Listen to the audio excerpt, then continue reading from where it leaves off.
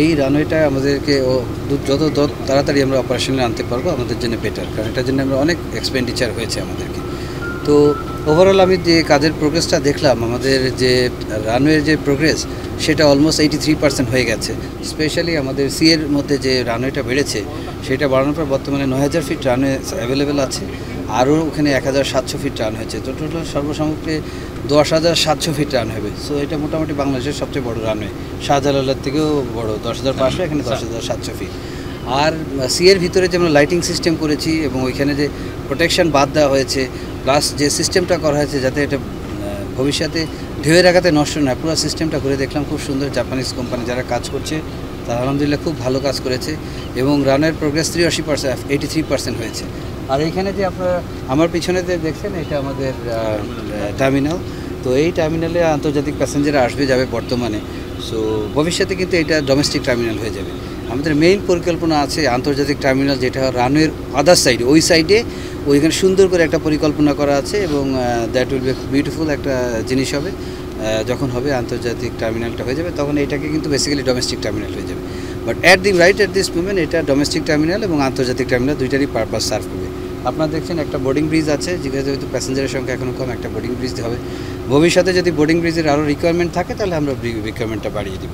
আমাদের কাজের গতিশীলতা আছে, মাঝখানে একটু কাজ কমেছিল। আপনারা জানেন যে একটু ডলারের পরিস্থিতির জন্য আমরা অনেক পেমেন্টটা আমাদের আটকিয়েছিল, যেটার জন্য ওনারা কাজটা কিছুটা পিছিয়ে গেছে। তো আমরা ওনাদের সাথে কথা বলেছি, কোম্পানির সাথে, ওনাদেরকে অ্যাসিওর করেছি যে আপনারা কাজ চালিয়ে যান, আপনাদের টাকা পয়সা আমরা ইনশাল্লাহ ব্যবস্থা হয়ে যাবে।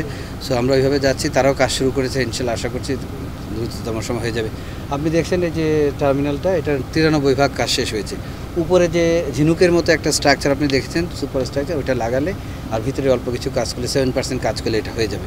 কিন্তু এখন আমাদের কিছু জটিলতা আছে। এটা আন্তর্জাতিক রানওয়ে বা রানওয়ে হিসেবে যদি আমরা ডিক্লেয়ার করতে চাই, তো এখানে আমাদের কিছু ল্যান্ড ডিসপিউট আছে, 5-7টা ল্যান্ড ডিসপিউট আছে। একটা ল্যান্ড ডিসপিউট আছে আমাদের এখানে সিভিল, হ্যাঁ, ঝিনুক মার্কেট একটা আছে। ওনাদেরকে আসলে সিভিল এভিয়েশনের তরফ থেকে কিন্তু আমরা এখানকার যে প্রশাসনকে যে টাকা পয়সা দেওয়ার কথা, তাদের কম্পেনসেশন পুরাটাই কিন্তু দিয়ে দিয়েছি। তো এখনও পর্যন্ত ওনারা যায় নাই। প্লাস এখানে যারা ওই other side of the runway, যেখানে আমাদের মেইন আন্তর্জাতিক টার্মিনাল হবে, ওখানে কিন্তু প্রচুর লোকজন বাস করে। তাদের জন্য কিন্তু আপনি জানেন আমরা এখানে নতুন করে কুরুস্কুলে আমরা আশ্রয়ণ প্রকল্প, বিশাল একটা আশ্রয়ণ প্রকল্প করেছি। আমি দেখেছি অত্যন্ত সুন্দর। তো এবং কানেক্টিং ব্রিজও এলজিডির মাধ্যমে টাকা করা হয়েছে। আমরা কিন্তু সমস্ত কিছু পেমেন্ট সিভিল এভিয়েশন বহন করেছে।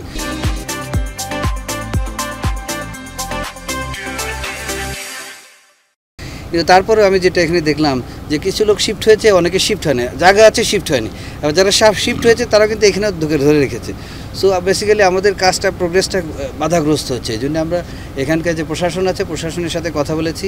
ডিসি নাই এখানে, এডিসি রেভিনিউ আছে, ওনার সাথে কথা বলেছে। আমাদের স্টেট অফিসার যারা আছে তারাও এসেছেন, ওনাদের সাথে কথা বলেছে। আমরা চাচ্ছি এই প্রবলেমটা, ল্যান্ডের ডিসপিউটটা যেন অতি দ্রুততম সময়ে আমরা শেষ করতে পারি। প্লাস এদিকে আপনার আমাদের কিছু জায়গা আছে যেখানে ওই যে পিডব্লিউডি এবং আদার কিছু আমাদের জায়গায় বসে আছে ওরা। তো আমরা ওনাদেরকে চিঠি লিখেছি, মন্ত্রণালয়ের অনুমোদনও পাওয়া গেছে। ওনারা সরে গেলে আমাদের জন্য সুবিধা হয়। আপনারা একটু যদি এইদিকে ফোকাস করেন, আমাদের এই যে টাওয়ার বিল্ডিং আছে, যেখানে বর্তমান যেটা প্যাসেঞ্জার লাউঞ্জ এবং উপরে টাওয়ার আছে, এটাকে কিন্তু আমাদের ভেঙে ফেলতে হবে, কারণ এটা হলো টারমাকের অংশ, এখানে সেই এয়ারক্রাফট দাঁড়াবে। তো এইটা না ভাঙা পর্যন্ত কিন্তু আমি রানওয়েটা ইউজ করতে পারছি না। তো এইটা ভেঙে কোথায় নিতে হবে, সেই জায়গাটা যেখানে আছে সেখানে আরও কিছু আছে, আমাদের সেনাবাহিনীর কিছু জায়গা আছে। তো আমরা ওনাদের সাথে কথা বলছি, বিনীতভাবে অনুরোধ করবো যে ওনারা যদি ওই জায়গাটা আমাদেরকে স্পেয়ার করে তাহলে আমরা আন্তর্জাতিক মানের বিমানবন্দরটা এখানে করতে পারবো। কেন বিমানবন্দরের রেঞ্জের ভিতরে, যে রানওয়ে থেকে যেটা আছে সেই সীমানার ভিতরে চলে এসছে। তো আমরা আসলে ওনাদের সাথে কথা বলবো এবং হোপফুল যে আমরা খুব দ্রুত এই ল্যান্ড সমস্যার সমাধান করতে পারবো এবং সেটা করতে পারলে আমাদের কাজ হয়ে যাবে। ওখানে আমরা কিছু প্রজেক্টে আমরা কিন্তু 8-9 মাস আগে আপনাদের কন্ট্রাক্ট দিয়ে দিচ্ছি, কিন্তু এই জমির ডিসপিউটের কারণে আমরা কাজ করতে পারিনি। সো ওভারঅল প্রজেক্ট ডিলে হয়ে যাচ্ছে। এখানে যে গভর্নমেন্ট অফ বাংলাদেশ এবং সিভিল এভিয়েশন এত টাকা খরচ করছে, আমরা অপারেশনে না যেতে গেলে তো টাকাটা রিয়েলাইজ করতে পারবো না। তো আমাদের দেশের ক্ষতি হচ্ছে। তো আমি সব যারা যারা ল্যান্ড ডিসপিউটের সাথে যাদের আছে, আমি বলবো যে আমরা অ্যামিকেবল একটা সলিউশনের জন্য সবাই চলে আসি।